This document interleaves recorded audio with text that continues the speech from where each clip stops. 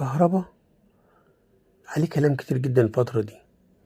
هل كهربا هيدفع الغرامة ولا مش هيدفع الغرامة؟ طب كهربا هيتوقف ولا مش هيتوقف؟ طب كهربا آخر ميعاد هيلعب فيه امتى؟ طب هيكمل ولا مش هيكمل؟